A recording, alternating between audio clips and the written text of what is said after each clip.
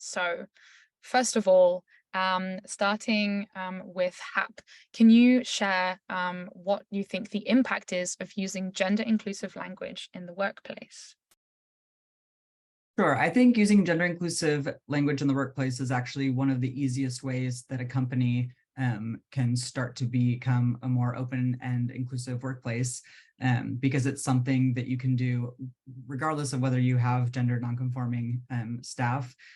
And it signals that you're a place that people can come work. And it also makes it easier because there might be some people who transition during their time as an employee for you. So setting up those processes and making that the norm beforehand can make it both a more accepting place for new queer people to join and also for existing employees to come out.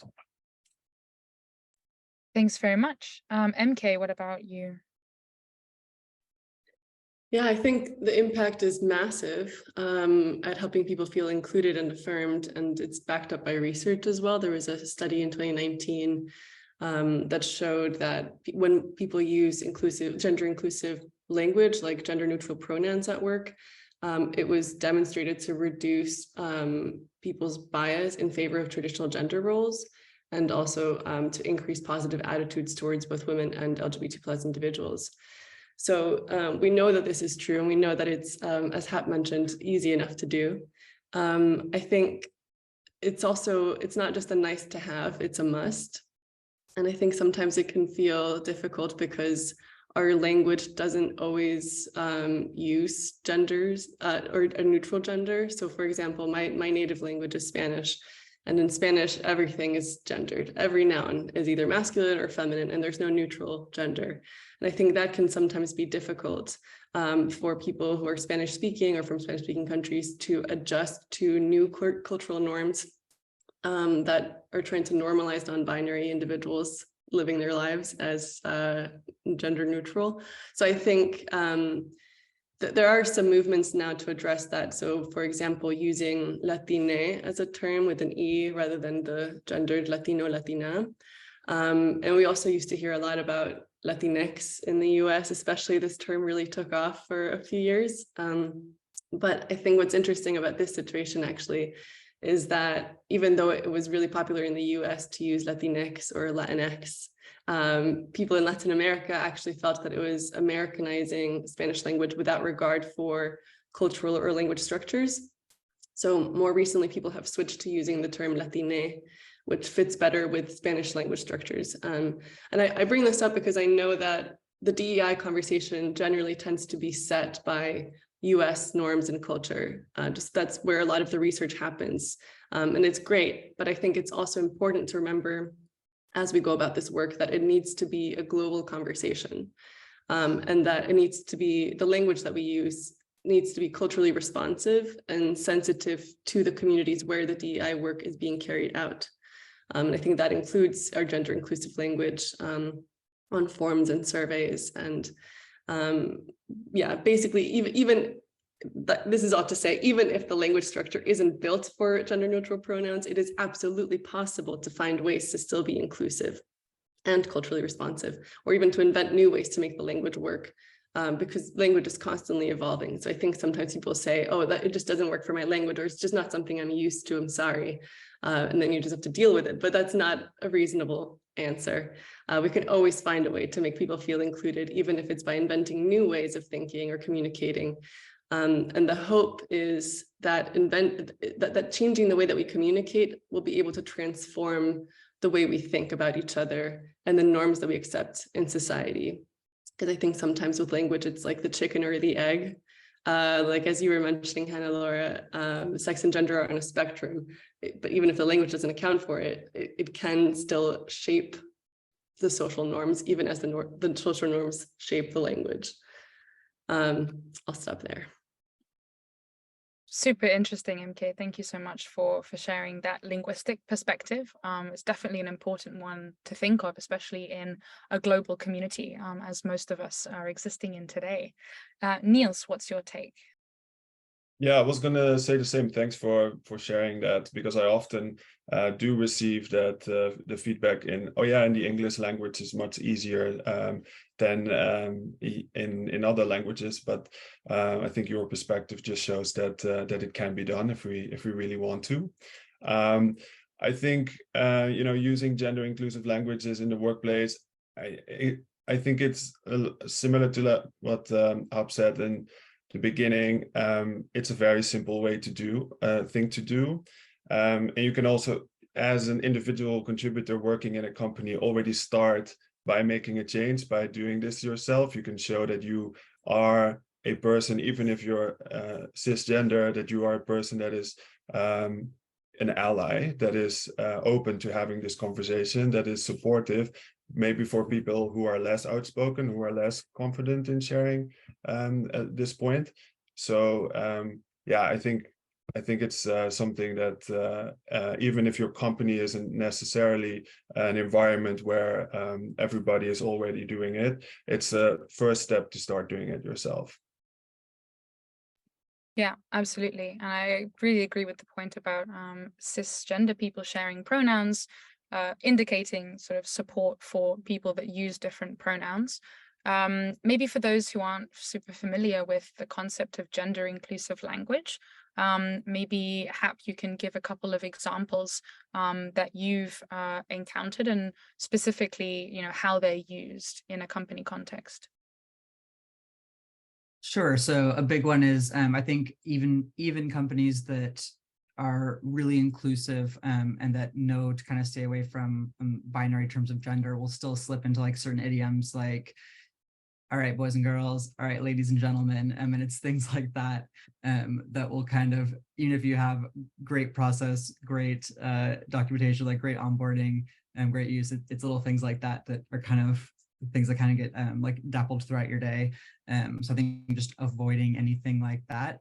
And yeah, just being sensitive to everybody's further point, how things are received in the culture that you're in.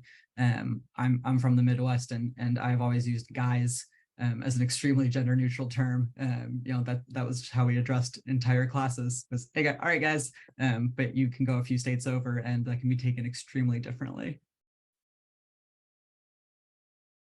Yeah, I definitely have to say, especially when it comes to the English language in a international community, there's a lot of different uses that we should definitely think about. And then what about gender inclusive language in the context of company documentation, like demographics? Does anyone have anything to share about how companies use demographic data, for example, about someone's gender, and maybe if there's a negative impact potentially there? Can people be singled out or feel like they're the only person who's using not she or he pronouns, or is it generally actually an inclusive practice? Niels, any thoughts? Yeah, I think also on this topic, there's even if you take it a little bit bigger, like collecting the data of your employees, there's a big difference maybe between how Europe sees that topic versus in the United States. For example, we are backed by a US investor that keeps asking me the racial data of our teams, and that is something that we do not collect, nor that we feel comfortable collecting. And this data that I cannot, for example, share. All we collect is the nationality maybe that people received or that they identify with, and that is how we, for example, collect diversity within our business. And I think that's brings maybe the question as to why is it maybe a necessity for the country that you work in or the country that your business operates, or is it a practice that we think we have to save, and is it then necessarily actually necessary to continue doing that? So those are all questions I think you should ask yourself if you are in a role that can maybe change the data collection, to see if just take a step back and think, hey, why are we doing that? Is it necessary to do our actual bookkeeping, or can we actually eliminate it?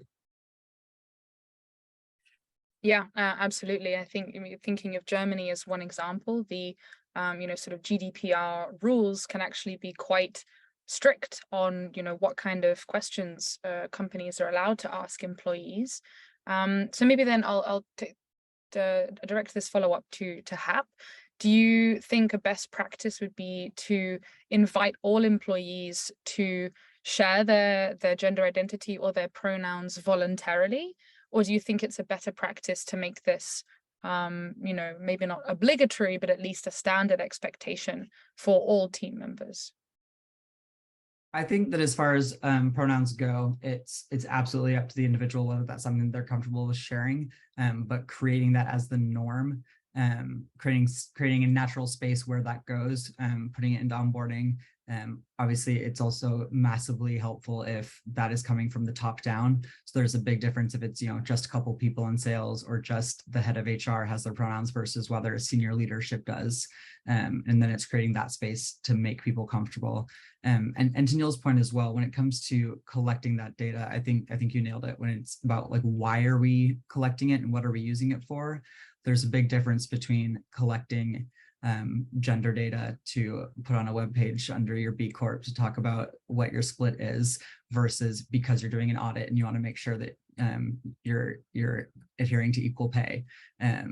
So I think it can also be a matter of when you are doing surveys, when you are doing onboarding things, explaining to people why you're collecting that, because that context absolutely matters. There's a big difference between an employer asking for your biological sex because on some random onboarding page versus, hey, we're doing life insurance this week. Hey, we're doing health insurance benefits this week. And legally we have to ask it this way. It is not our form. Like those conversations get a lot easier to have and a lot more understanding if you give people the context around it.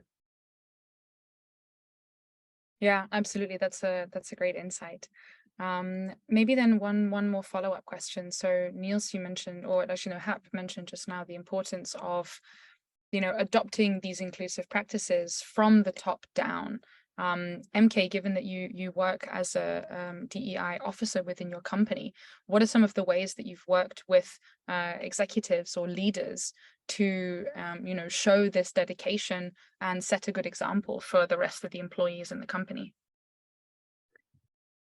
Yeah, I think you need to definitely have buy-in from the top, but I think you also need to make sure you have buy-in from the rest of the company as well. So it has to you have to develop programs that both align with the needs of the rest of the company, but also support the overall strategy goals of the company. So if they're aligned with strategy goals, you're much more likely to get buy-in from the top. But you need to make sure you're not leaving behind the people that you're doing this for. And then if I could respond to Niels and Hap here in terms of data collection, because we've just done a lot of that in Germany. I think this is another example where being culturally responsive is important, because specifically in Germany, there's a long history of people being very wary of surveys collecting data about identities. And I think that isn't, important to remember because of its history. And so the framing is essential of the questions, as Hap was saying. But I think it is still important to ask about these identities, because if we only ever ask about gender and nationality and then voluntary information about disabilities, which Germany does require, we're not getting enough information about who needs more support or who is, feeling like they don't have enough mentorship at work, or feeling like they are being passed over for promotions. If we don't collect that data, then we can't really disaggregate our metrics in a way that is useful. And so I think it is still important to collect that data, and it is absolutely doable in Germany and in Europe in general, according to GDPR standards. It's definitely doable. We've done it, and it just requires a lot of framing and allowing people to opt out of questions and opt out of the survey if they choose to. But because of the framing, we got most of the employees to answer the survey anyway, like 85% or something. Thanks so much, MK. And yeah, I think that's a good conclusion to draw from this topic, is that it's about creating the environment in which everyone, feels that it's a norm and everyone's encouraged to share voluntarily this information. But also that essential context, right? So why are we asking, this personal information about you? I think can really go a long way to helping employees feel, included in that decision making and really understanding of the significance of sharing that personal data to promote better inclusivity in the workplace. Thanks everyone for your insights.